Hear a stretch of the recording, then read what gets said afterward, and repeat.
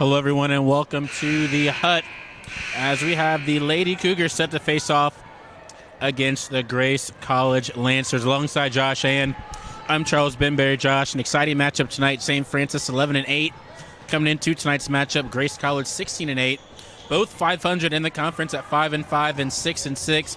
Big matchup tonight for the ladies. This really is. Both teams are trying to fight for that fourth spot right now in the Crossroads League tournament. And when we had a chance to talk with St. Francis coach Jason Ridge, he feels like the top three spots in the Crossroads League are virtual locks for the NAIA tournament. That fourth spot, that team is more than likely going to be on the bubble once the selection committee decides the full bracket for the NAIA tournament. So big game for both sides, like you said. St. Francis coming out in game number one, and we'll see who comes out in round number two. For the Lady Cougars, we have a special tribute that we were going to be doing before the game tonight. Sydney Crow scored her 1,000th point in the last game. Senior this year, obviously, for the Cougars. Scored only 4 points and 1 rebound, but 4 points was enough to get over that threshold. Talk about what she's meant to this Lady Cougars team. You know, this is such a young team for St. Francis, and anytime you have leadership like Sydney Crow, being the lone senior on this team, and obviously means a lot to some of these younger players, just trying to set the expectations going forward. And for Sydney Crow, she doesn't necessarily light up the scoreboard every night, but she does all the little things right that you want to see when you're trying to retool a program. And a big reason why Coach Ridge is so optimistic for this team moving forward is because of the little things that Crow has done this season for this young Cougars team. Well, the clock has reached triple digits, which means national anthem and tip-off and starting lineups are coming up right after this break. You are watching Lady Cougar basketball on YouTube.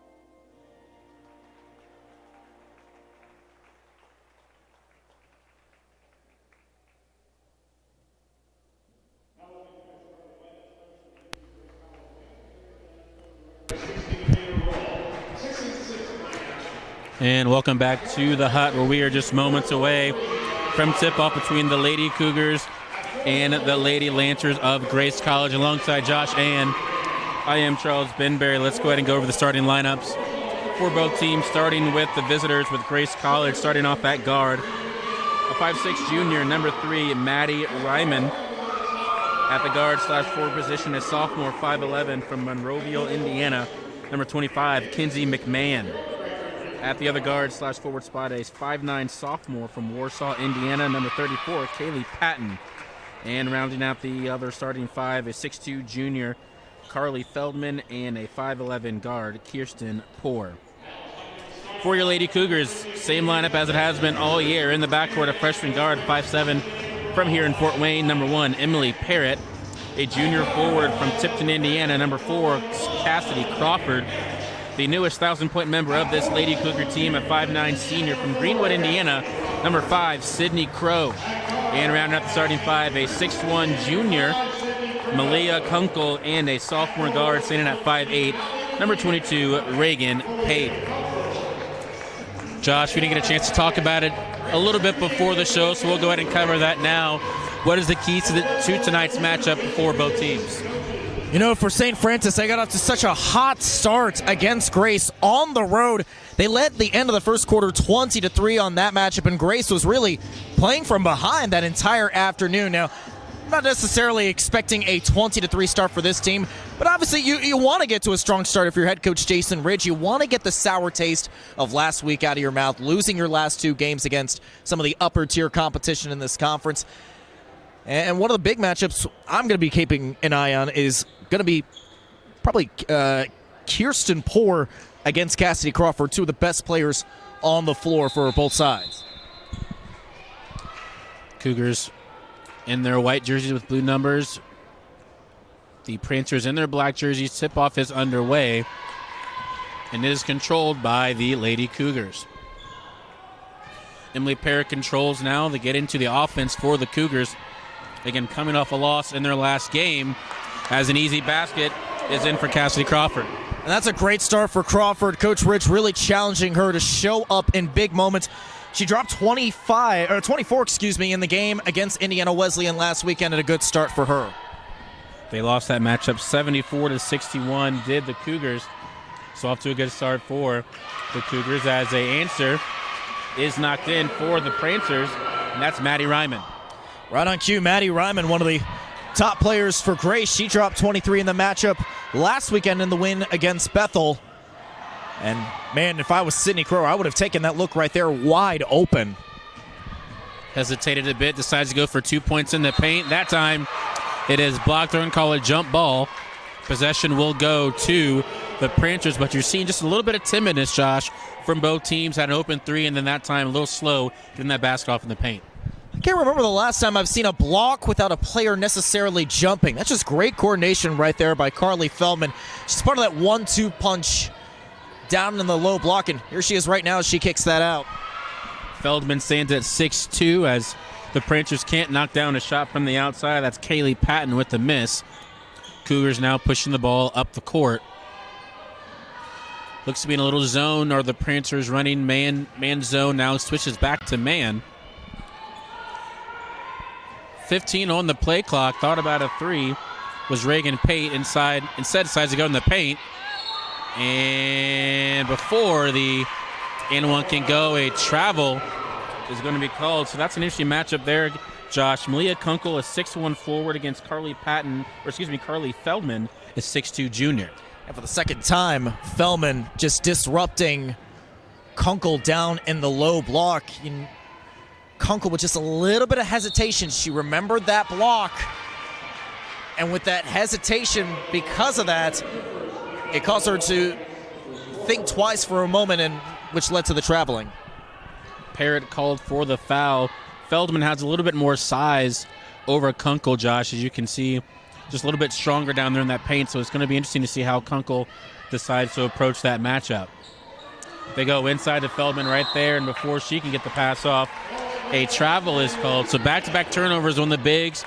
Turnovers in a sloppy game to start off for both teams. Well, if you're Grace, that's exactly who you want to attack right there. Feed it down low to Feldman. I mean, she's been one of the team's leading scorers this season. Second on the team in points with just under 14 per game. And there's a nice drive right there by Parrott, just too strong. Can't convert the Eurostep layup. And on the run is Ryman. She gallops down the court. She dishes it off to a teammate now inside the paint. That's McMahon. The up and under. Count the basket. And the Pranksters are going to be in the line for one more. Good move there by McMahon. And again, she'll have a chance for an and one. McMahon putting up an excellent stat line in the win against Bethel last weekend, posting a double-double, 10 points, 11 rebounds, and get this, 5 assists and 3 steals, just doing a little bit of everything.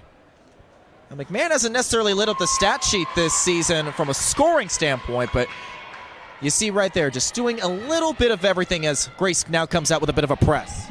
A 2-2-1 press for Grace. The Cougars beat it. They lead 5-2. As Crawford drives the lane, kicks out to Parrott, top of the key. She now drives and stops. Good pass into Kunkel, and Kunkel converts a nice layup off of a nice pass. That's exactly what Emily Parrott has done this season. Just a great job of making the right decisions.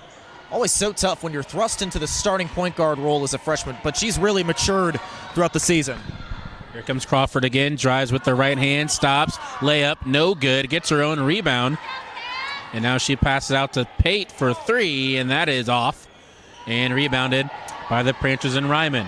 Gallops to a 2-on-1. Eurosteps, right-hand layup is short, but rebounded by her teammate in McMahon. McMahon dishes out for an easy 16-foot jumper by Carly Feldman. Actually, it looked like poor there for the 2, but again, nice job on the offensive rebound. And it was McMahon getting that offensive rebound. So again, doing a little bit of everything, helping this team put themselves in the right spots or come up with points on that possession. Inside the post once again, Crawford not foul. They wanted it. Here come the Pranksters again. They lead 7-4. Ball swung over to the far side, left arc, now top of the key. That's a wide open 3 for Patton. That's long, and Kunkel comes down with the rebound, and she will be fouled inside the paint by Kinsey McMahon. That's going to be her first personal. So a lucky break right there. It was a wide open look that time for Patton. End of the game, we're going to see Chloe McKnight, and she's coming off, a standout performance recently against Bethel. Been a little bit more quiet since, but you can tell that Coach Ridge is really high on what she's been able to bring to the table this season. And she was a star in Bedford, Indiana, and bringing the talents here off of the bench for the Lady Cougars. Crawford again, nice pass inside. Kunkel converts another nice layup, 2 for 2 on that dynamic passing.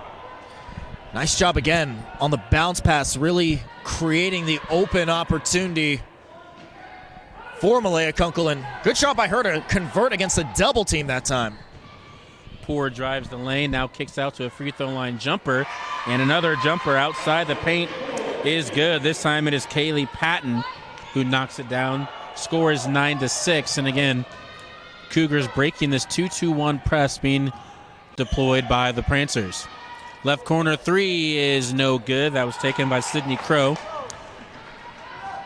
Here come the Lancers now, swung over the near side, driving the lane, and off the backboard is no good. Layup taken there by Kristen Poor. She misses. Here comes Parrott. Parrott at the free throw line, picks up her dribble. Here's Kunkel. Thought about another 3 and another hesitation for the Cougars. Coach Ridge not happy. Parrott drives with the left hand and converts, so they do get points out of it, Josh, but again, a lot of hesitancy so far from this Cougar team. You could tell just the post presence of Poor and Feldman really impacting the overall decision-making right now for St. Francis, but I love the aggression so far from Parrott. That's the second time she's driven into the teeth of the defense. That time, nice little left-handed layup, something we necessarily haven't seen in the couple of games we've covered this season for the St. Francis women's team. Elise Skaggs will check into the game. Malia Kunkel will check out.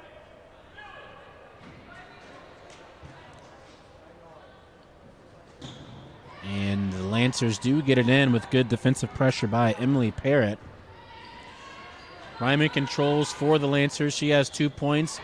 Good job by Elise deflecting that pass inside the post, and a turnover for the Lancers. Here come the Cougars down by 1. Crawford on the right block, looks right, now spins back to the baseline. Can't convert the layup. Says something to the ref on the way down the court. Here comes Ryman, right-hand dribble on the left side, and before the shot is put up in the air, a offensive foul is going to be called on the Lancers. Foul is going to be on Kenzie McMahon for probably an illegal screen there. So fortunate for the Cougars, as it looks like Ryman had a open lane to the basket. And just on the other side, we're seeing aggressive play from both point guards to start this game. Now for Crawford, she's been off to a bit of a slow start, so you'd like to see her get things rolling next time she comes off the bench. But for right now, we're going to see Aubrey Dunnick, who is really that glue girl, that sixth or seventh man that just does a good job of creating a spark plug off the bench for St. Francis. Touch post for Elise Skaggs in the paint. Left hand, no good. And are they going to call a jump ball or a foul? They do call a jump ball. Possession will stay with the Cougars, but you can just see the size presence of Carly Feldman there over Elise Skaggs. Again, Feldman stands at 6'2". Skaggs is only 5'11", so a 3 to 4 inch difference inside the paint. And it's making a difference. It really is. Now you're seeing Grace go to a 2-3 zone. I like the adjustment by Coach Dan Davis. You don't necessarily have the shooters on the floor right now. You see a miss right there from Crow. Another jump ball, but guess who's in the middle of that? Aubrey Dunnick. She, again, is going to be the scrappy player for the Cougars here. For Coach Dan Davis, you're obviously off to a better start, as you mentioned, Josh. Last matchup, they were down 20-3 after the first quarter. Scored more than that within the first 7 minutes, and Cougars haven't nearly scored that many points, so off to a better start, but they got the lead here. What have you seen that they've done that's worked for them? Well, really, it's that post presence of Feldman and Porin. It obviously helps to have some nice shooting right there by Maddie Ryman, being the team's leading scorer this season, averaging 18 a game. And just a costly turnover right there. Here comes Ryman. Dunnick trips. Ryman on the steal. Inside the paint, no good. Bodies all over the floor, controlled by the Cougars. Here comes Parrott, 1-on-4 with the left hand. Picks up the dribble, finds Chloe McKnight. Skaggs in the paint. Left block, picks up the dribble. And now they want to reset with McKnight. Skaggs was calling for it that time. She wants to go head-to-head with Feldman. Instead, here comes Crow, but looks like an illegal screen on Crow. A offensive foul is going to be called on the Cougars. It's going to go on Elise Skaggs, her first personal. The team's fourth. They find themselves down 4, 12-8, with Maddie Ryman, the leading scorer for the Lancers, with 5, as she drained a deep 3 on their last possession. Good post presence there inside by Feldman. Couldn't control it. Fortunately saves it out to a teammate. And Feldman does a nice job sealing off with the screen and gets an easy 2 points. And that's what's going to be difficult for the Cougars here, trying to control Feldman in the paint. Skaggs has had a couple post touches. This time she'll try from the outside. No good. Rebounded by Peyton Murphy. She'll control, crosses the timeline, right hand, right corner. That's a 3 by Patton. Patton drills it, and this lead is up to 9. Just a bad series of events that time. A ill-advised 3 leading to an easy run-out opportunity. And for St. Francis, they've just got to stop the bleeding right now. They're going to continue to get inside the post. Here's Skaggs with the right hand. Pump fakes, left hand. This time, she converts. It's that left side, the third time we've seen it now. That's where you got to attack, just finding opportunities to attack the left side of the paint if you're St. Francis, and you've just got to string together stops for St. Francis. That's not the case right now. Murphy with an aggressive drive with the left hand, gets the wild layup, and it is good, as that foul is going to be on Chloe McKnight. She's going to take a seat. Kunkel will check into the game. Parrott will also take a seat, as Cassie Crawford will check back into the game. Interesting strategy for head coach Jason Ridge. Josh, he has gone inside the post. They've touched the post at least every possession, trying to go after Feldman. I can see if you're trying to get her in foul trouble, but they haven't done that so far, and they've missed some opportunities inside the paint. It helps, too, that St. Francis has yet to hit on a three, and that's probably why Coach Davis is going to that 2-3 zone. Just the poor shooting from the arc continues, and 2-on-1 opportunity. Ryman on the 2-on-1. Eurosteps left-hand layup, no good. It is saved. Good effort by Sydney Crow. And here comes Dunnick. Dunnick, right hand layup is good. Coast to coast for Aubrey Dunnick. I think that's a good opportunity. That's something that Coach Rich can exploit. Getting opportunities in transition. You see Feldman wasn't able to really establish herself down on the low block on that run out. About a 3-second difference between the game clock and shot clock, as it is a missed opportunity inside for Kaylee Patton. Cougars can hold for the last shot. Cougars find themselves down 8, 20-12 with 10 seconds left. Cassidy Crawford at the logo. Looks at a 2-3 zone. Pate picks up the dribble and a turnover for Skaggs, just a little too high. As a turnover, and now the Lancers can get an opportunity to get this into double digit. Not the strongest start for Sydney Crow. Missed badly on a couple of threes. Here's another shot at the other side. Murphy misses, and that is how this first quarter ends. 12-20 is our score here at the Hut. Lancers lead over the Cougars.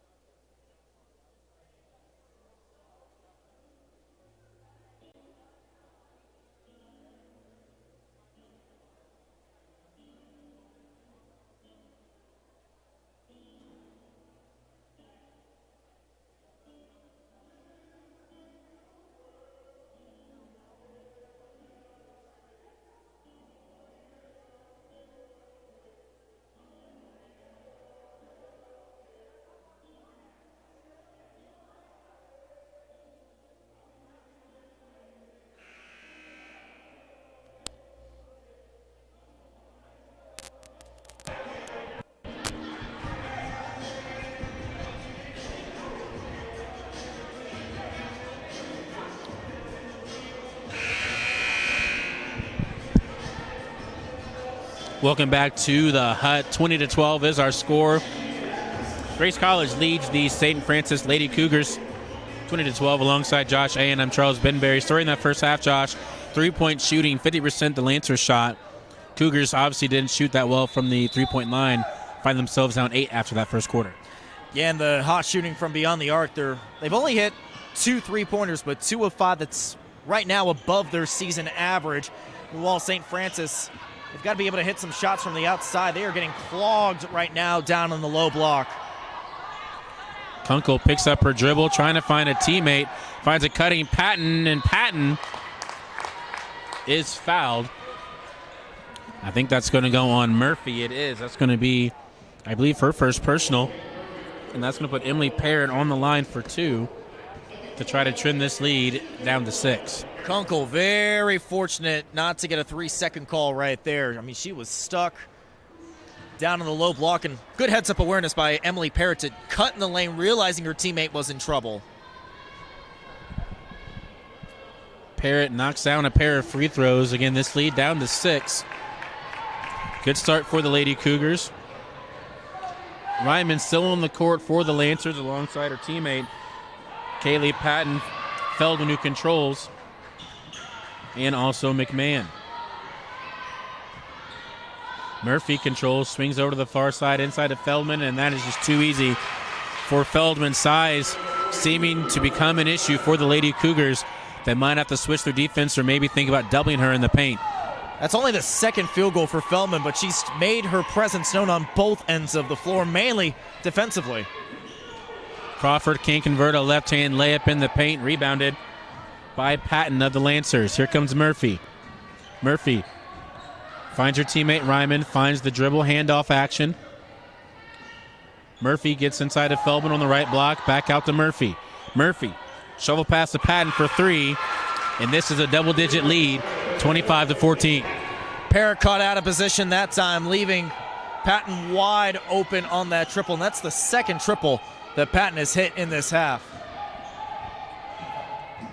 Skaggs, pass out to Kunkel, swings over the far side. That's in the hands of Pate. Pate finds Crawford, and Crawford is going to drive the lane, looks for Kunkel. She'll step out for a right wing three and gets this back down to a single-digit lead. So back-to-back threes for both teams, Josh. Back to an 8-point lead, but Cougars going to need more of that if they're going to get back in this game. That was a badly needed triple right there for Kunkel. She hasn't hit a lot of threes this season, or she hasn't taken a lot of threes, I should say. Ryman misses a three, but the effort is high, gets her own rebound, and puts it back in. She's got 7 of her team's 17 points. Again, comes in as the leading scorer for the Lancers with averaging 18. Good move by Crawford on the up and under as she answers back with 2 points of her own. Hopefully that gets Crawford going. We talked early in the game about Crawford needing to have a big night for St. Francis to have success. She was having a lot of struggles around the rim earlier, but hopefully... Size is no fluke, gets the rebound over 2 Cougars and puts it back in, and Coach Davis is going to call a 30-second timeout. We'll keep it here. Again, Josh, we've harped on the height and the size advantage that the Lancers have had, and Coach Davis has had an excellent strategy so far, switching from man-to-man to a 2-3 zone on the defensive end, and then offensively running just a handoff transition package, and if that's not there, get inside to Feldman and let her do work. Right. It's so funny, too, because in the December matchup, Feldman only scored 10 points, which is, significant enough, but really it was just a bad overall day for Grace. This time they're getting more to their bread and butter and really exploiting the mismatches that St. Francis has on the floor. They're not the biggest team. Their five-man is really Malia Kunkel, who is 6'1", but doesn't necessarily go pound for pound with Feldman. So credit to Coach Davis for taking advantage of that mismatch. Kunkel more of a slimmer build than Feldman. Feldman a little bigger, has more size on Kunkel. So again, 2 different strategies of your 6-foot post players. And so far, Feldman is getting the better end of that matchup. Again, another 2-3 zone for the Lancers. There you go. Crawford flashing to the high post. Nice, almost flashing the bounce pass. Feldman says, get that out of here. And she gets the block and is fouled as she dishes it out to Ryman. And Parrott is going to be charged with the foul, her second personal. And that's going to get Chloe McKnight off the bench as Parrott will take a seat. Not a great situation, or not an ideal situation. You want to have your starting point guard out there, so it's going to have to be a point guard by committee. Crawford can also run the point, but that's not necessarily her forte. Feldman now controls top of the key. She has 6 points, and she'll be called for the foul on that play. That's going to be her first personal. So Ryman and Feldman have 13 of the team's 19 points, and you can tell those are obviously two of the main focal points for Coach Davis. Well, Feldman just picking up foul number 1 off that illegal screen. So you see Coach Ridge trying to attack Feldman inside, maybe get her in some foul trouble, but so far the officials are not really falling for it in that instance. Crawford with the turnover. Here comes Murphy as she terminates the dribble and now dishes it off to Carissa Lukasiewicz. Yeah, Lukasiewicz, not necessarily one of the starters, but definitely one of the key role players for this Lancers team. Good defense by Crawford as she now controls the ball. Swings over to Pate. As now it's Kunkel controls against Feldman with the left hand. Spins back to the right. And Feldman once again doing a good job. Again, she doesn't have to really jump to get blocks, and that's got to be at least her 3rd or 4th block, Josh, down there on that right or left block post. I'd really like to see Kunkel just really go into the body of Feldman. It's like she was hesitating to post up on that possession. Here's Kunkel once again with the matchup. Left hand stops up and again, no good. So if you're Coach Ridge, you got to start thinking about maybe going to a different strategy than attacking Feldman. Ryman stops, accelerates, finishes with a left-handed layup. She is right now showing no mercy on this Cougar team. 9 points as the team is up 12. She is just so electric, and you see why she's the team's leading scorer. I mean, it's really setting the tone for what that modern-day point guard can bring. Can score, dish the ball out to her teammates. Again, just doing a little bit of everything, and you're seeing the veteran presence she brings to this Grace team. Foul on the play is going to be on the Lancers, Lukasovic, as Crawford knocks down the first free throw attempt.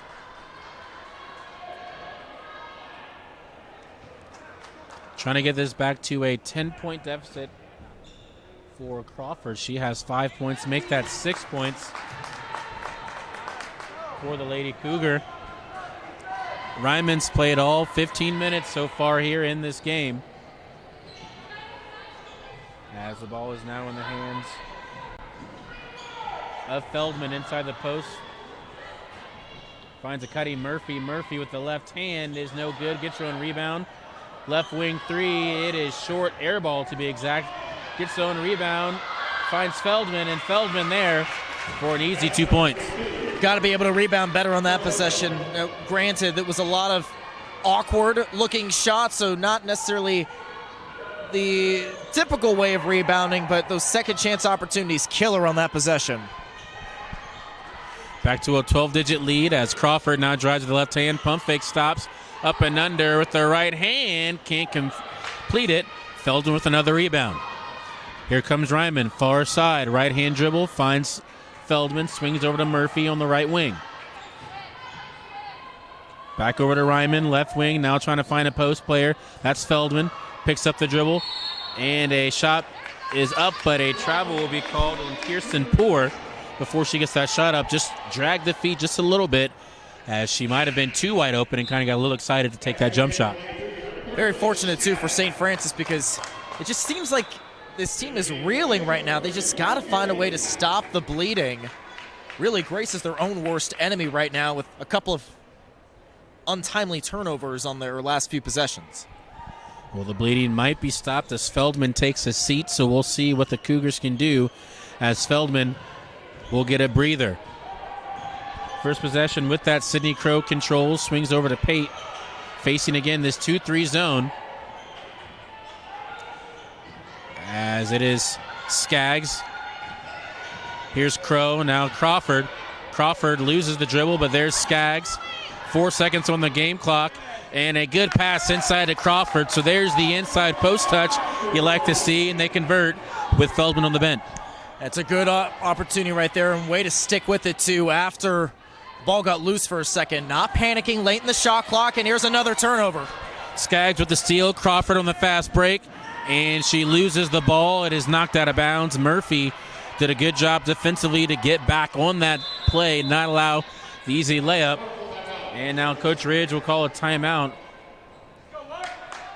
And he is yelling at the referee, wanting a foul called. He's all the way at half court. He's not going to get a foul called. A timeout will be called. We'll take one as well. Cougars down 10 with 3:15 to go here in the second quarter.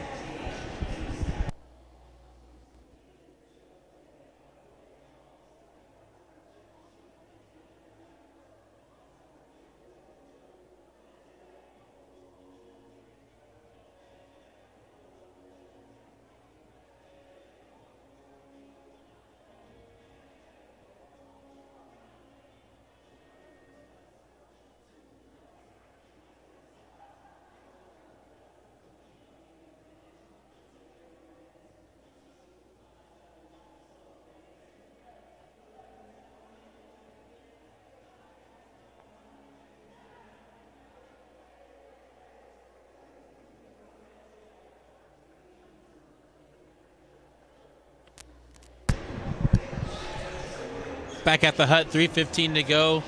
Cougars down 10, 33-23 alongside my broadcast partner Josh Ann. I'm Charles Benberry. As before we get things going, now we're underway as Crow will inbound, finds Crawford, and a foul is going to be called on Maddie Ryman. Knew it once the whistle was blown that she was getting called for that foul, but only her first personal. Again, Josh, she has 9 of her team's 23 points. She's had a good game so far, knocking down at least 1 or 2 threes, and she's gotten the ball inside on some fast break opportunities. Yeah, along with the 9 points, 4 rebounds, 2 assists. So again, just doing a little bit of everything that a point guard position requires, and a much-needed triple from Chloe McKnight, only the team's second triple of the half. That puts it back down to a single-digit lead with 2:55 to go here in the second quarter. During that timeout, Coach Ridge was talking to the referee the entire time, and Aubrey Dunnick took over that leadership role in the huddle, and her team has responded pretty well to that as a missed layup. Here's another opportunity for the Cougars to trim the lead.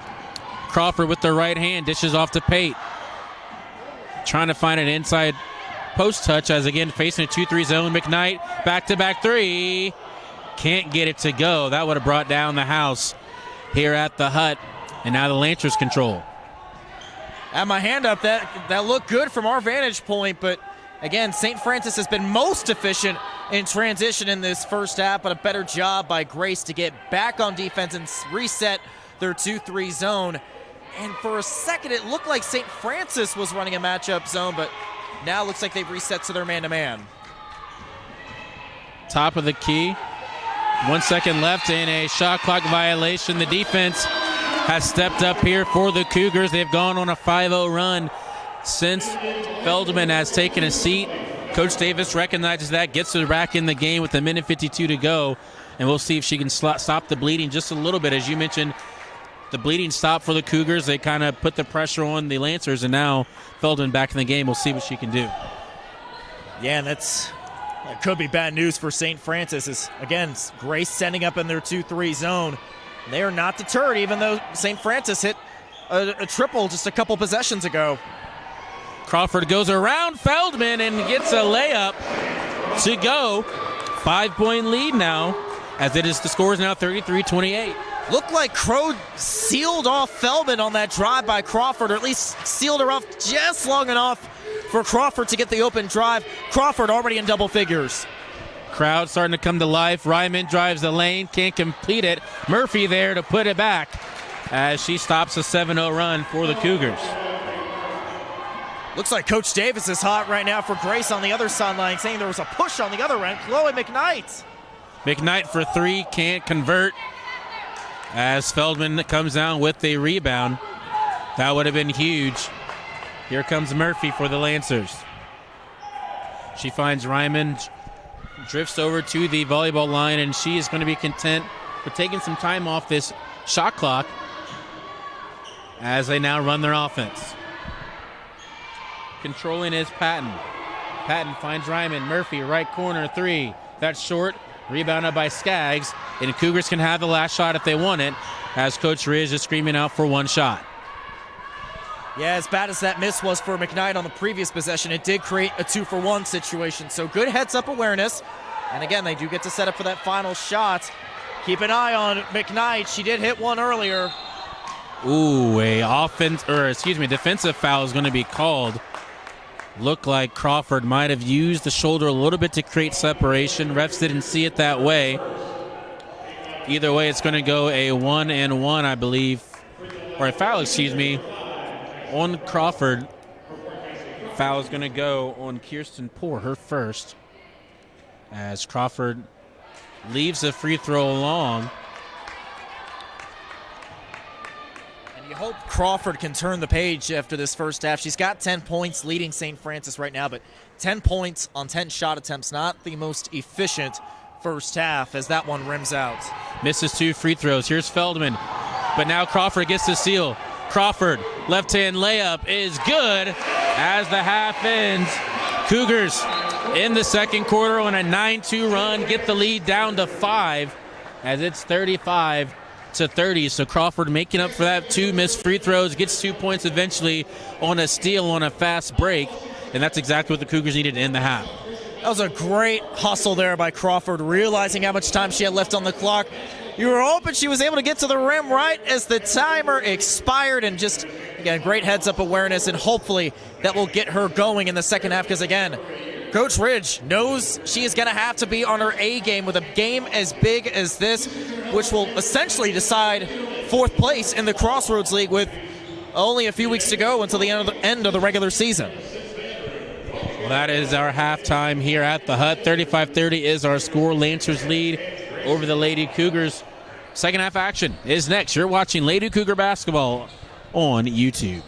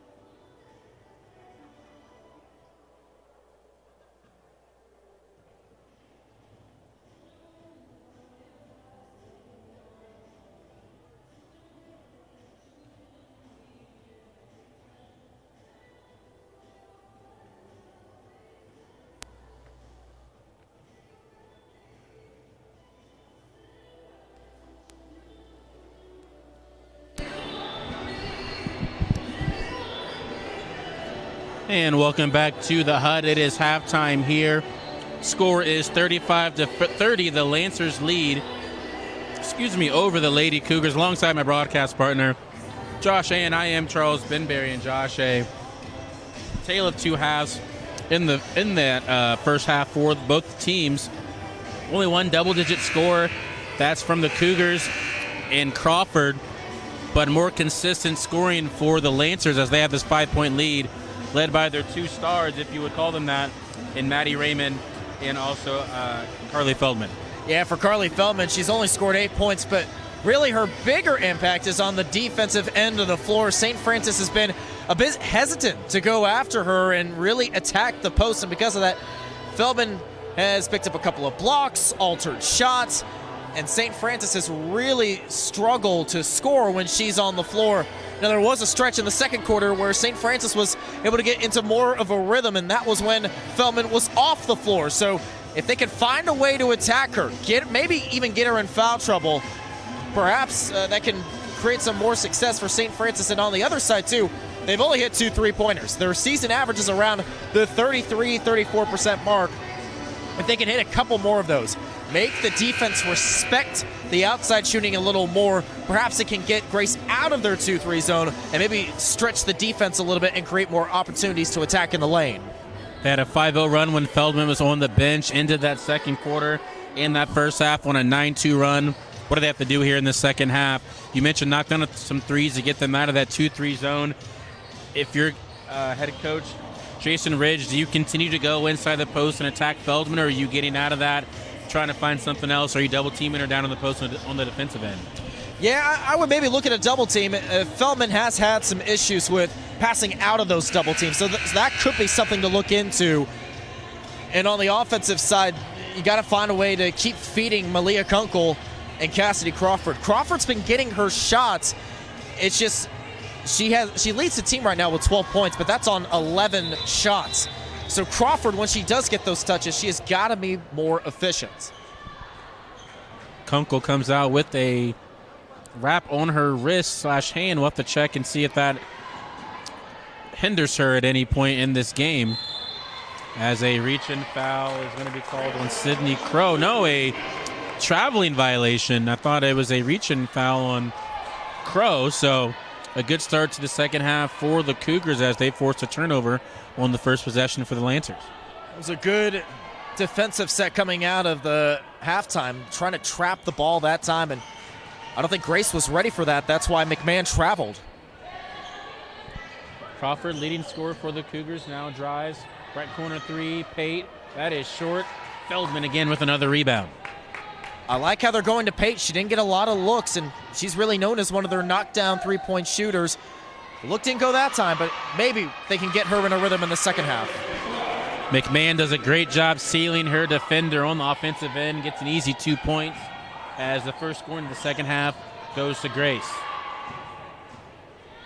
Crow, the newest 1,000-point scorer for the Cougars, controls, doesn't have a point in this game, as now it's Crawford. Crawford drifts to her right, now moves into the paint, spins to the right. Good defense by the Lancers, but better offense by Crawford, as she now has 14, and the lead is back down to 5. That was one of the tougher shots she took, too. Had to pivot around a couple of times, really throw an awkward shot off the glass. But that's what she's been able to bring to the table this season, just doing a little bit of everything from handling the ball, being a post presence down low, and even knocking down some shots from beyond the arc.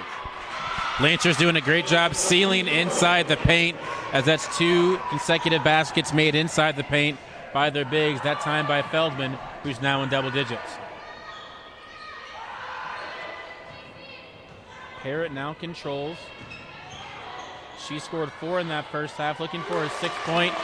She finds it deep inside the paint, so back and forth third quarter, as it is back down to 5 as a trap by Ryman in the left corner. Goes out to a wide open 3. That's left short by Kaylee Patton. And here come the Cougars trying to get it down to 3, the lowest deficit since early in the second quarter. Second time we saw that trap on Ryman, and again, she was not ready for it. Big 3.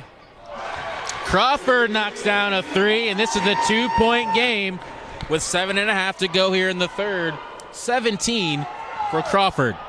Love to see the start from Crawford. I think that basket at the end of the first half really got her going. Drive by McMahon, no good. Kunkel with the rebound. Here comes Parrott, a chance to take the lead or tie. Here's Crawford. She's had the hot hand in the third. Can't convert the layup. And Feldman with the board. Here comes Maddie Ryman. Left hand, Euro, layup off the backboard somehow. Puts Little English and gets it to go in. Man, that was so impressive. Maddie Ryman. My goodness, I thought that was just going to bounce off the glass. No, not even touch the rim. But such an impressive job by the junior point guard to really finish under control on that drive. Parrott finds Kunkel on the left block, guarded by Feldman, dribbles right, spins right hand, and Kunkel finds 2 points there. Again, they're still continuing to attack Feldman inside that paint, Josh. And Feldman only has one foul to this point in the third quarter, as Crawford is going to be called on a blocking foul. But you see they're going more into the body on Feldman. You didn't necessarily see that all the time in the first half. They would post up, but just dribble around, maybe not use the elbow or use the hips, but that time, not afraid to go right at Feldman and put her in an awkward position to defend.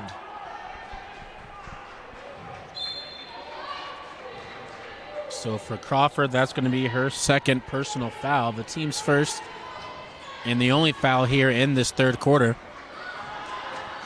Raymond now controls another post touch to Feldman, and that time turn it over. You mentioned that, doubling the post. She's had trouble passing out of that double team. That time she turned it over. Trying to find a Kunkel in the paint, this time guarded by a small defender in Kaylee Patton. And Patton's going to pick up a foul as she was just a little too aggressive on Kunkel. But you like what you see, and that's a great point you brought up there earlier, Charles, with forcing the double team, and something we didn't necessarily see in the first half. A good halftime adjustment by Coach Jason Ridge. That's led to a 2-point deficit so far, and a 2-3 zone being deployed by the Lancers. Crawford inside of Kunkel. Kunkel one dribble, up and up, no good. On rebound, and one. Cougars have a chance to take the lead as they have climbed all the way back, Josh, after being down 12, 13 points to tie this game, have a chance to take the lead. And you love to see that from Kunkel, too. She, too, was having her troubles offensively. Looks like Kunkel now in double figures with 11, perhaps 12 with this free throw to come. Flicks the wrist, snaps the net. They lead 42-41, just under 6 minutes to go here in the third quarter. Feldman with another touch, and a foul is going to be called on Kunkel. That's going to be her first personal foul, the team's second.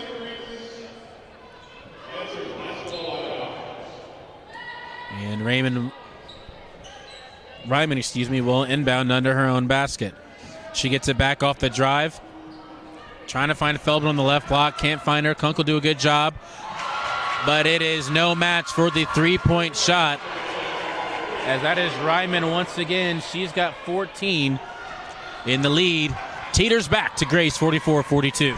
Seems like Ryman has had an answer just about the last few possessions for Grace. And when we talked about Cassidy Crawford having a big game from her, it seems like for Maddie Ryman, she needs to have a big game for Grace to have success tonight. And she's been taking care of business so far. There's Feldman again, once again with the block. That's another block for her. She has at least 4 as she swings over to the far side. Now McMahon in the post, guarded by Crawford. Double team. Feldman's there for the rebound, and she's going to be fouled by the point guard, Emily Parrott. That should be her third personal foul, and that's going to put the Lancers on the line for 2, as Skaggs will check in for Kunkel along with McKnight.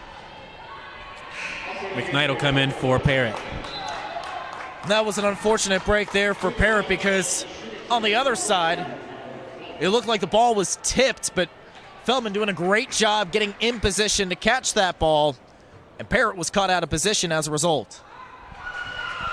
Feldman knocks down the first free throw attempt. She now has 11, looking for her 12th point. And that time she finds it.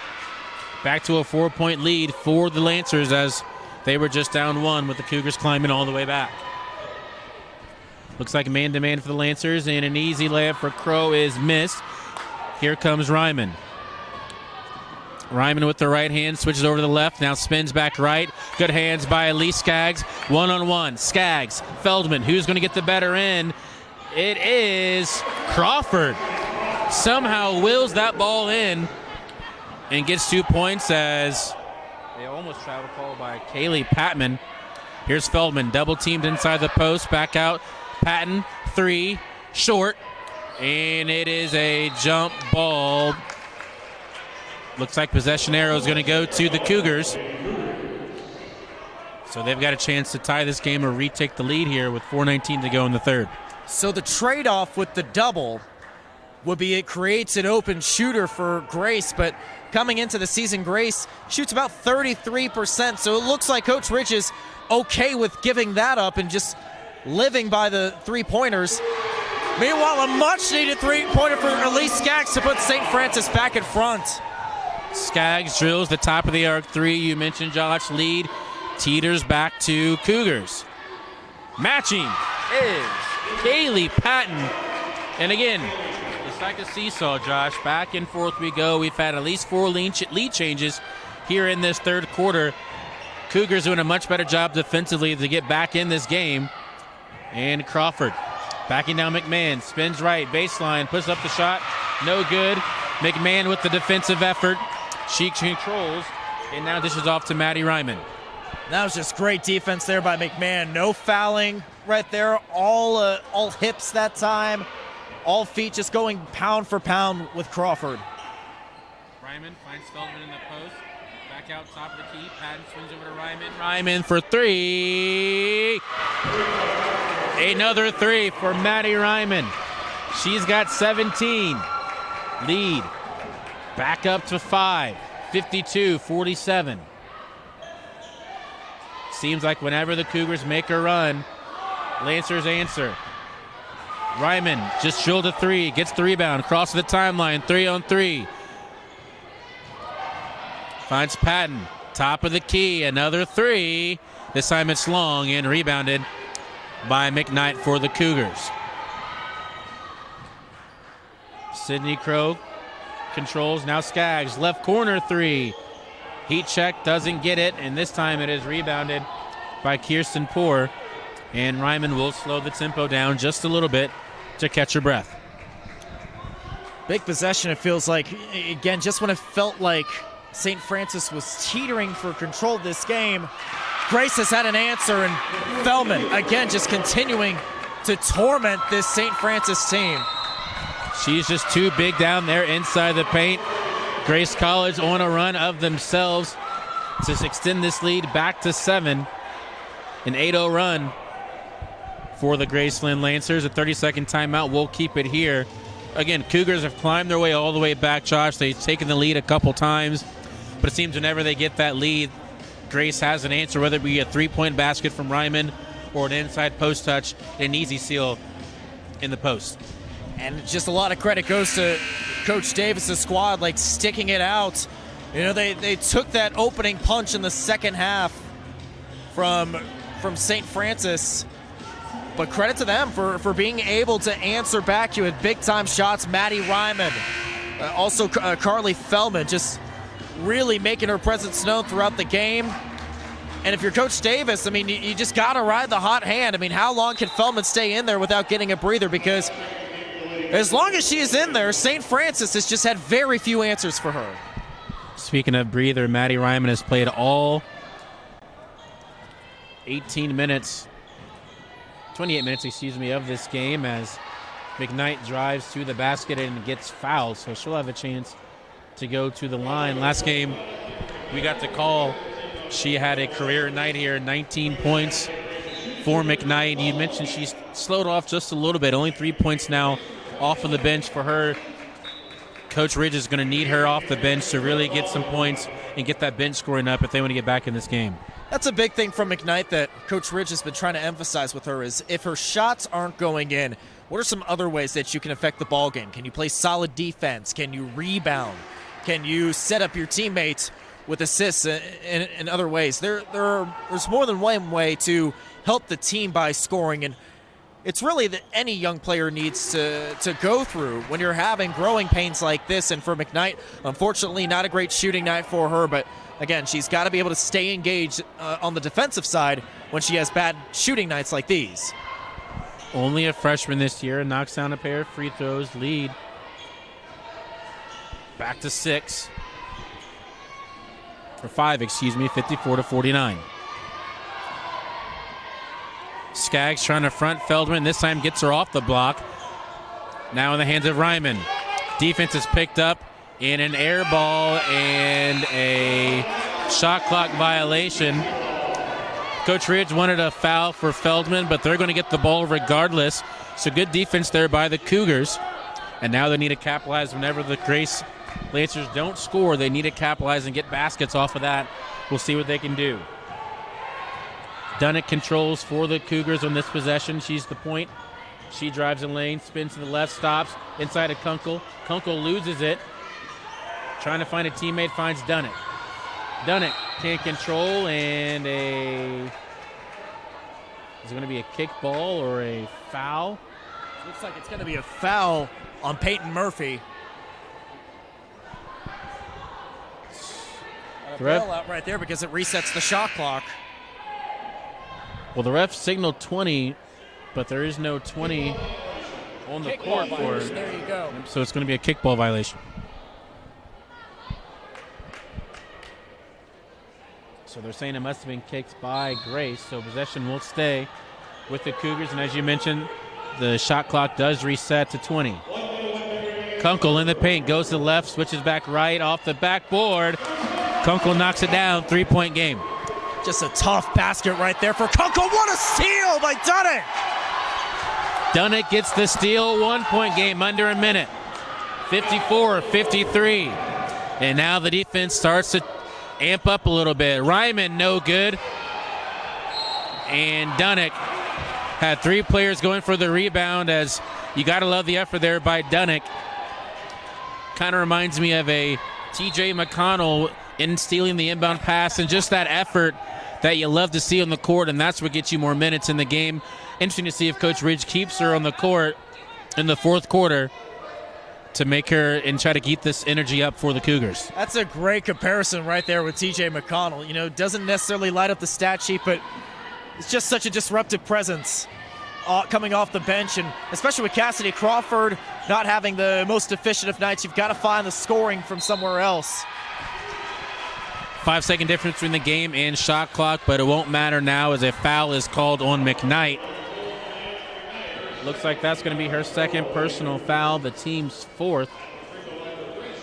And Grace and Peyton Murphy, is going to go to the free throw line. Murphy on the year only a 42% free throw shooter, as she misses the first free throw long. The announcer's curse kicking in, Charles. You spoke it into existence. Just trying to help out the Cougars any way that I can, whether it be an announcer's curse as she knocks down 1 of 2. Checking into the game, 3-point extraordinaire Reagan Pate, as Elise Skaggs will check out. So all 3 quarters, Josh, the Cougars have had the chance for the last second shot.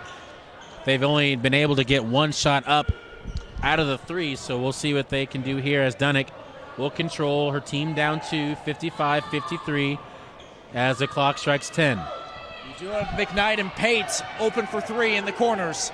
Crow drives to the free throw line. She's double teamed, steals the ball as Murphy. Murphy bounce passes as the shot is up. It is no good, as that is how this third quarter will end. 55-53, the Cougars using their claws to climb all the way back. Can they take the lead? Find out next here at the Hut.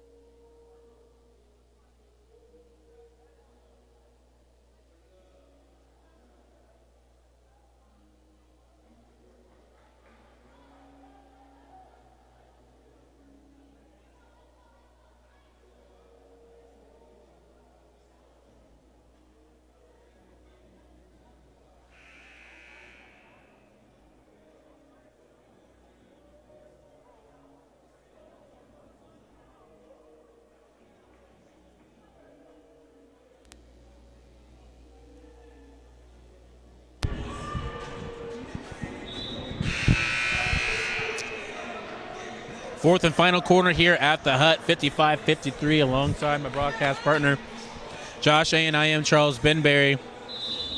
Josh, I've harped on it all throughout that third quarter. Cougars getting their way back. Took the lead in that third quarter, now down 2. What did you see from them in that third quarter that they didn't do in that first half? A couple of the big adjustments were doubling up Maddie Ryman, trying to set a couple of traps for her, but Ryman was able to get out of those, sort of like what you saw in that possession, and then just trying to be more aggressive down in the low block instead of just trying to settle for outside jump shots. So a couple of adjustments have worked, but Grace has had an answer seemingly almost every time. Crawford gets positioned inside the post, can't convert the layup. Here come the Lancers. Kirsten Poor on the far side, terminates the dribble, finds Feldman. Swings over to Murphy, trying to find a teammate. Instead, finds Poor top of the key. Feldman gets good position, finds Murphy in the paint. Payton puts it up, no good. Rebounded by Crow, good defense by her. But first, what a great pass by Feldman. It looked like she was going to go out of bounds, found a teammate underneath, and a good job by St. Francis to recover. Crow, scoop left hand, can't get the extra dip. And she'll be in the line for 2, trying to get this back down to a 2-point game. As Emily Parrott will check into the game, and it looks like Pate will take a seat. Parrott, the only player right now in somewhat of a foul situation. She's got 3 personals. Crawford only has 2. So something to keep an eye on during the closing stretch of the game, but you notice the offense has had a few more struggles when Parrott has not been on the floor. Crow knocks down a pair of free throws as Parrott will do her best with four-court press. Ryman has 19, tied for the game high, as Ryman finds a teammate in the post, and she is going to be fouled by Parrott, her 4th. And that is Kaylee Patton, who's going to go to the line for 2. Good job by Ryman. You saw the double team, the trap once again. And for Parrott, she's just got to be in better position that time. And we talked about the foul situation. Parrott, she is not always lighting up the stat sheet, but she has been such a good floor general in her first year with St. Francis. When she's off the floor, you notice a dip in quality shots from the St. Francis offense. Patton knocks down the first free throw attempt. Second free throw attempt is good. So back up to a 4-point lead. Paired again with the foul trouble. She now swings over to Crawford. Crawford finds Crow, looking for a post touch for Crawford. Can't find her, swings over to the far side. Now to Crawford in the paint. She'll go baseline, swings outside. McKnight, 3, need it, can't get it. Long rebound goes out to Murphy. Here come the Lancers, 4-on-2. Shovel pass out to Ryman. Ryman thought about the 3, instead will reset the offense. And now the crowd here starts to get loud, chanting defense. Ryman, long 3. Another bomb from Ryman. 22 for her. Lead back up to 7. Great off-ball movement by Ryman. Coming off the curl, and here comes a steal for her. Ryman spins to the right. Will reset the offense as she slows it down. They haven't had an answer for her, just like they haven't had an answer for Feldman, who's got 14. Post touch for Feldman. That time don't double her. Patton, top of the arc 3, way off. And Kunkel gets the board. Parrott looking for a post touch. Are the Cougars? They can't find Crawford, as now it's swung over to Crow. Crow takes the screen from Kunkel, as now it's Crawford. Now they get in the post. Kunkel swings baseline. Feldman does a great job defensively. 5 on the shot clock. Crawford drives baseline, and she will be bailed out by a foul, and that's going to go on Kaylee Patton. And for Patton, that's going to be her second person. Crawford getting bailed out that time. You saw late in the shot clock. Crawford just had to get a bucket, or in the very least, force a foul, and that's exactly what she did on that possession, at least getting another look on the inbounds. Crawford inside on Feldman. Layup is good. So she joins the 20-point club for the Cougars. She's got 21, and the lead is back to 5. Ryman escapes the double team. Pull up, stop, jumper. As much as Feldman has been an issue, Josh, Ryman might be an even bigger issue. 24 for her. They have not been able to stop her all game. She's just had an outstanding second half, and a lot of credit goes to her and what she's been able to do. Meanwhile, on the other side, good job by Crow, driving into the lane and drawing another foul. St. Francis now 2 fouls away from being in the bonus for the rest of regulation. Feldman now with 3 fouls too. So Feldman picks up her third. That's a big foul, but Crow can't capitalize on that foul trouble as she leaves the first free throw attempt short. One dribble from Crow. This time she does knock it down. And Coach Ridge will want to talk things over. A 30-second timeout. We'll go ahead and keep it here. That third personal foul from Feldman is big, but maybe Coach Ridge in halftime saying we need to be able to stop one of the two-headed monsters. They've limited Feldman to 14 points, but they haven't stopped her counterpart and Maddie Ryman, who's had a heck of a game so far. She's been able to score everywhere, Josh, from the three-point line, mid-range, inside the paint. She's just been an all-around unstoppable player for the Cougars today and for Grace. For St. Francis, it's really been pick your poison today. In the first half, it was Feldman. In the second half, it was really Ryman. And a lot of credit goes to her again. We talked about how your big players need to step up in critical games like this one. And Ryman, she's trying to make sure that this Grace team can hang on for a potential NAIA tournament berth. We talked about the stakes for this game coming into it. The winner has the upper leg on finishing in 4th place, and Grace is taking it on the road to St. Francis. Ryman has not taken a breather this entire game. She's played every minute of every quarter so far. Murphy, top of the arc three. It is no good. Crawford with the board. She's going to push the tempo. Right hand in the hands of Crow. Crow finds Crawford in the post, and she's going to be fouled by McMahon. And for McMahon, that's going to be her 4th personal foul. So you've got her 4th foul. You got Feldman with 3 on the court, and Ryman has 2, and that's going to get Kaylee Patton off the bench for Grace as McMahon will go back and take a seat. And that's big for McMahon because that's personal foul number 4 for her, and St. Francis is 1 away from being in the bonus. And there's a foul from Feldman. That's her 4th personal foul. So if you can get her with one more foul with,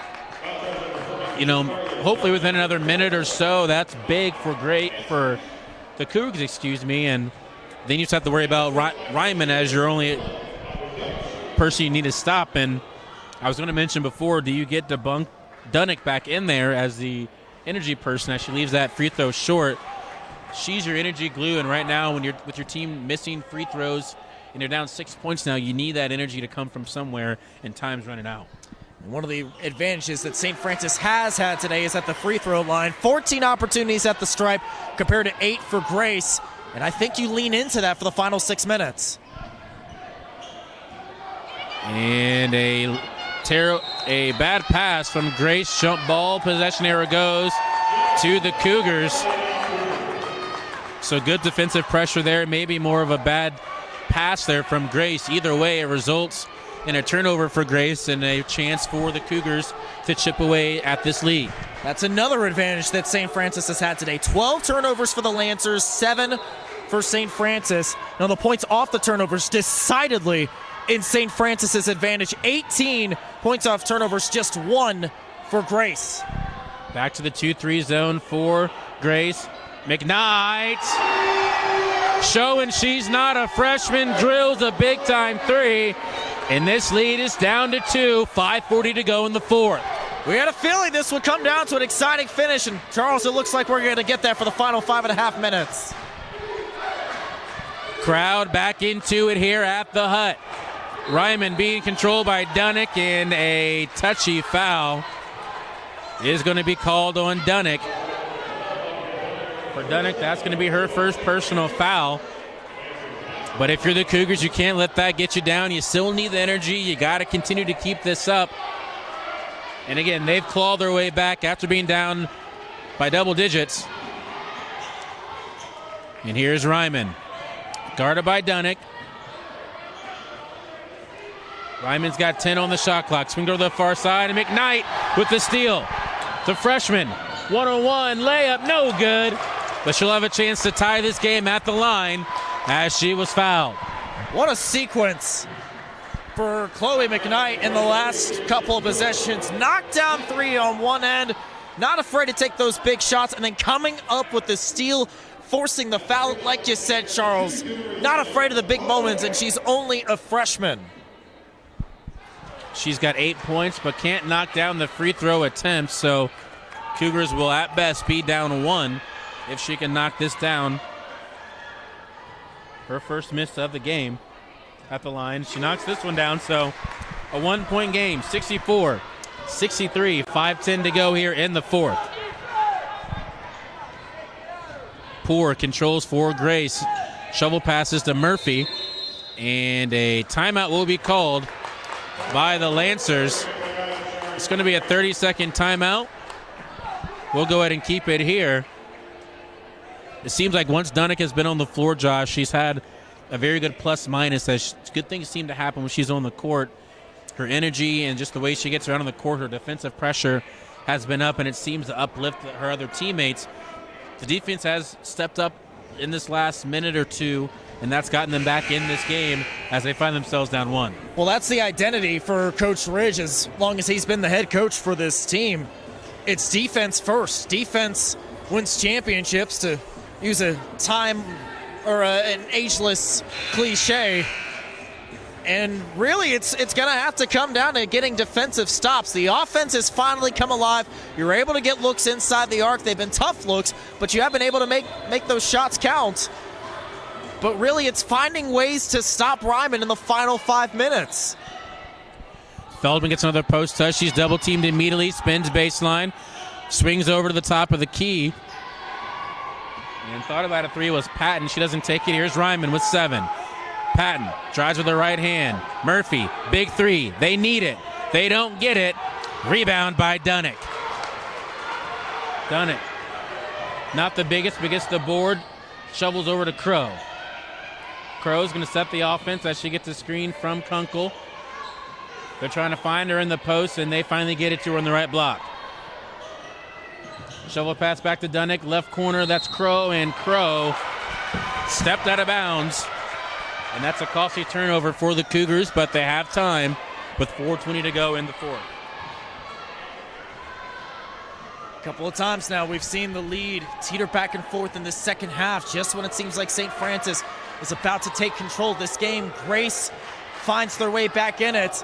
And that's the last thing you want if you're St. Francis on that last turnover, giving Grace an opportunity to steal some momentum back.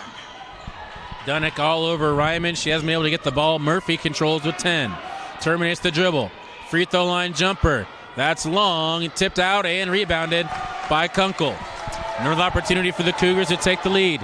Crawford, right wing, screen from Dunnick. She now drives baseline.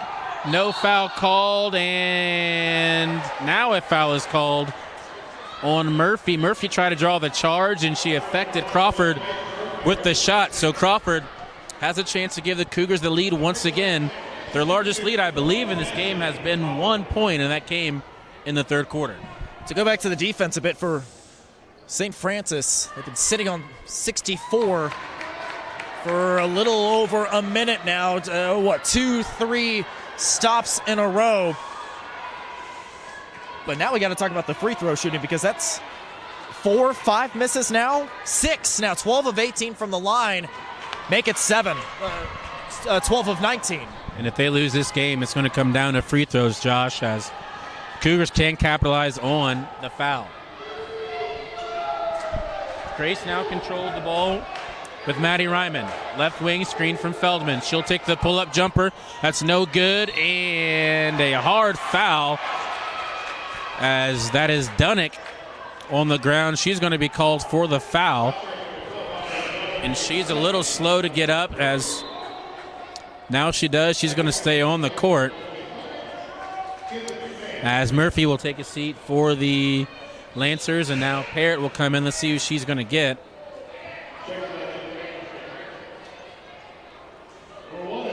Parrott's going to come in, and she is going to get Dunnick. So we'll see how the Cougars respond. Again, Dunnick being their energy person, they got to sustain that energy, and Parrott comes in with 4 fouls. So is McMahon with those 4 fouls, too. Something to keep an eye on for both teams.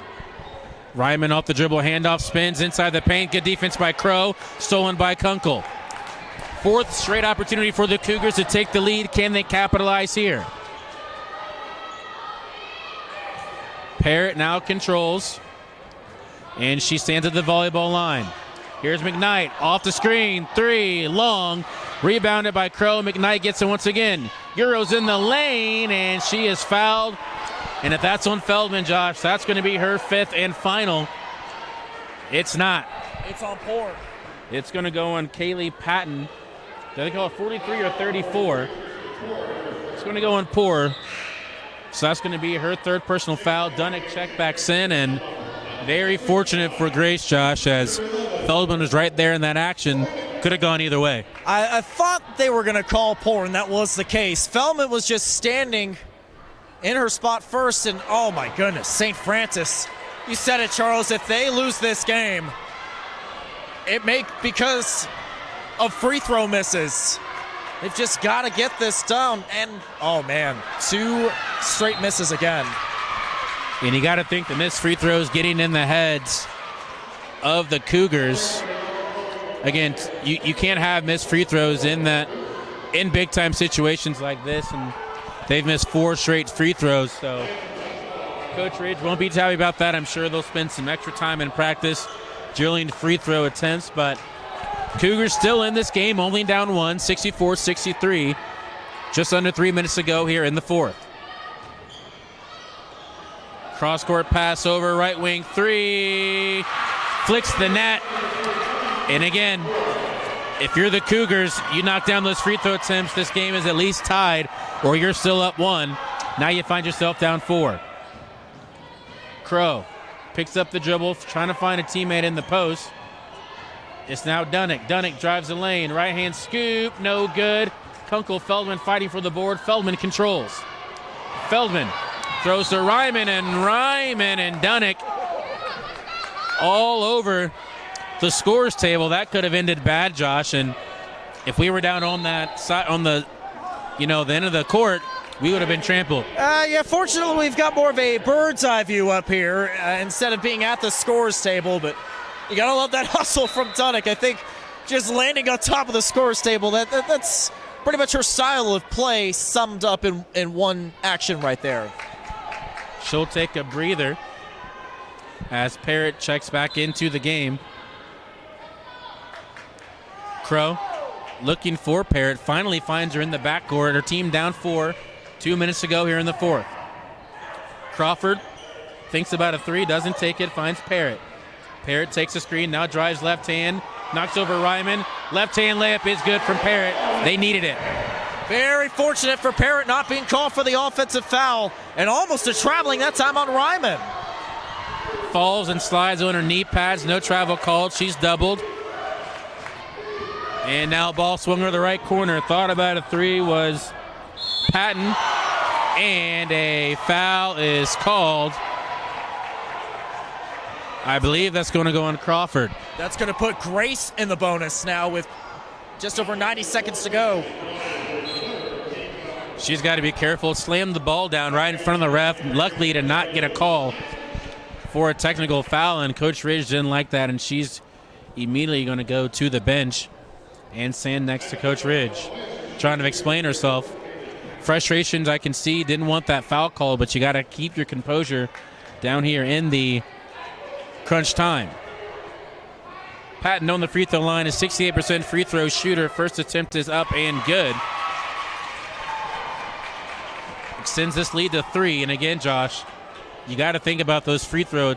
If you're the Cougars, this game could be tied or You're up 1 if you knock down the free throws.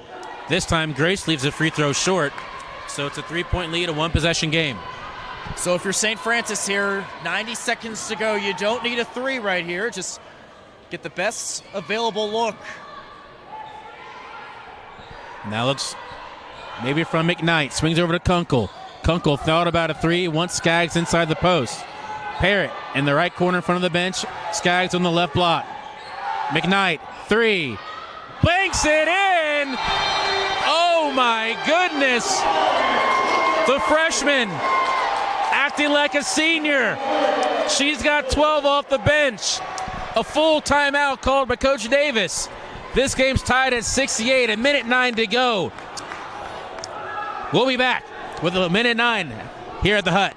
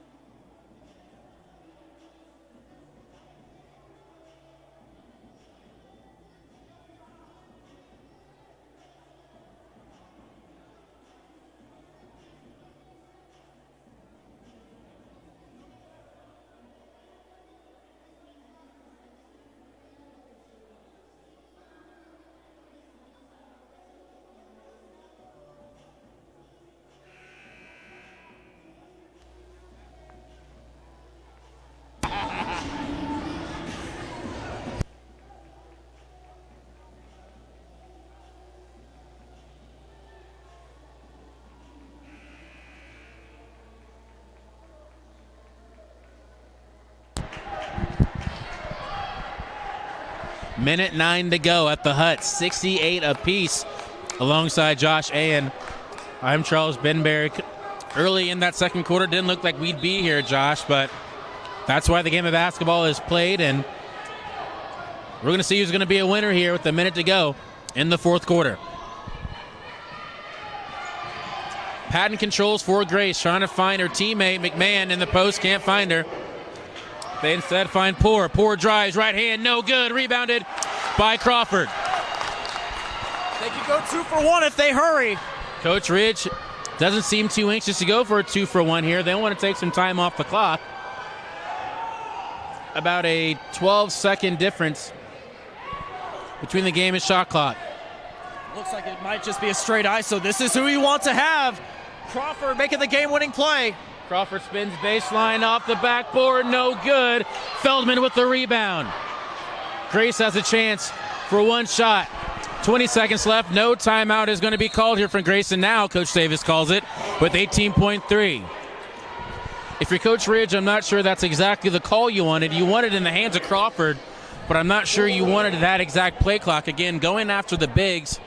Interesting strategy by Coach Ridge, but Crawford almost got that to go, as she's leading scorer for this team, as she's in double digit in the 20-point range for the Cougars with 21. So a couple of things on that last possession. I mentioned the 2 for 1. If you missed the shot, which in St. Francis's case, yes, they missed the shot, you would have at least had one more look had Grace made a shot on the ensuing possession. Now you're going to play defense and really have to force overtime now.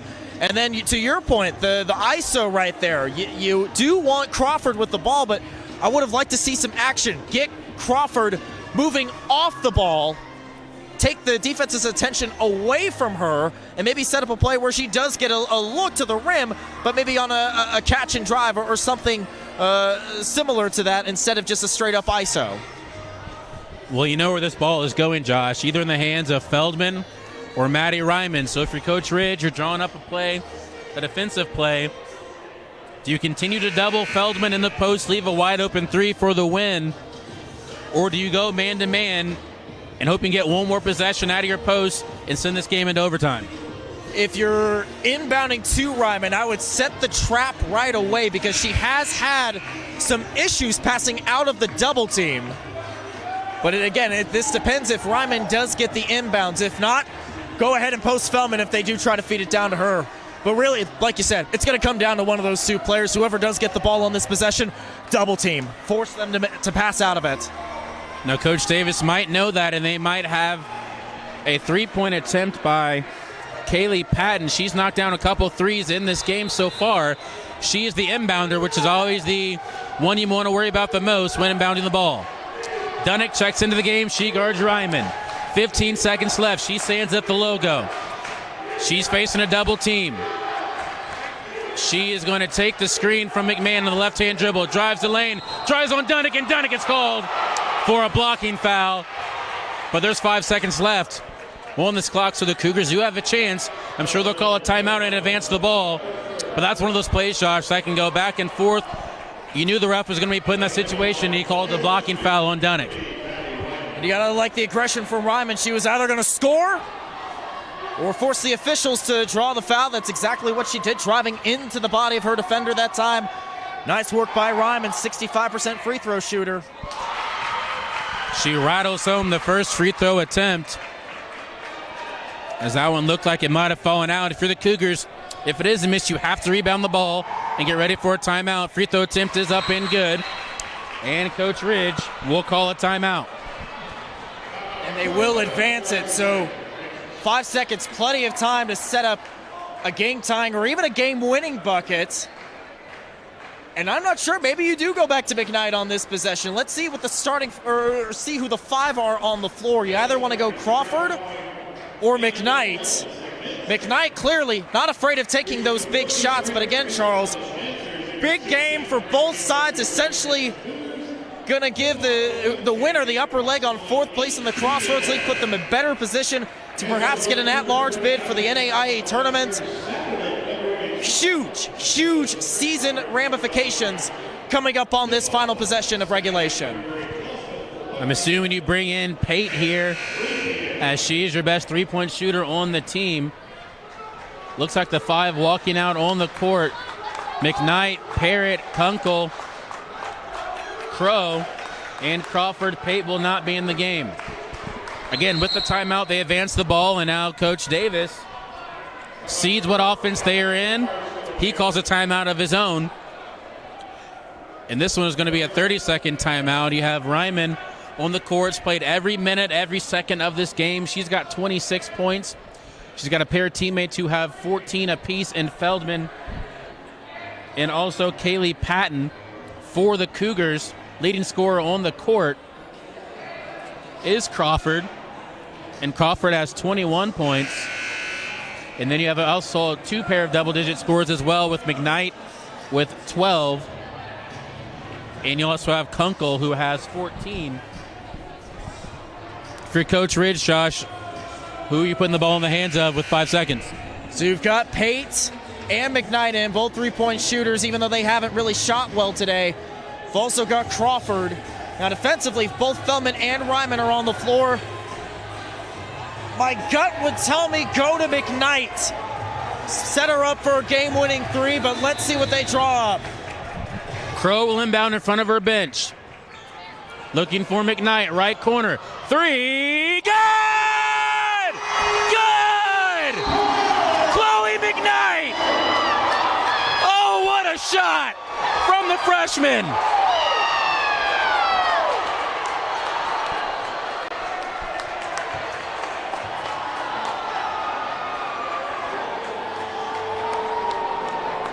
Full time out of the hut. We'll be back. 71-70. 3 seconds to go.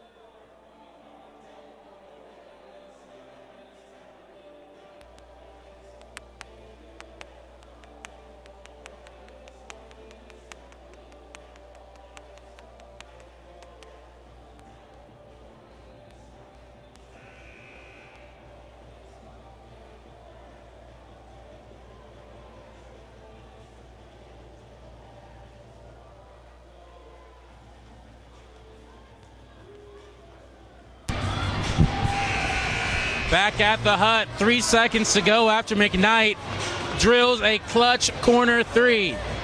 She's not on the court as they put into bunk. Patton will inbound the ball in front of her bench. Looking for a team. Far side, three for the win, short. And that's how this game ends. What a win for the Cougars, 71-70. And Chloe McKnight is the Dark Knight, puts the cape on and comes out the hero for the Cougars. Just a significant win, not just for this season, but this program. We talked with Coach Ridge about the need to close out games, the need to perform in big-time games like this against upper-tier competition that has not happened so far this season, in a game you absolutely had to win. St. Francis gets the job done in the final seconds. What a game for the Cougars. They had plenty of opportunities in this game. Missed free throw attempts, climb all the way back from a double-digit lead, and they get the victory here at the hut. And so, in fashion, 71-70 is the final score of this game. The Cougars escape a victory against the Lancers. The men coming up next against this same team. That's up next. Josh will have the play-by-play, and that again coming up next here at the hut. You're watching Cougar basketball on YouTube.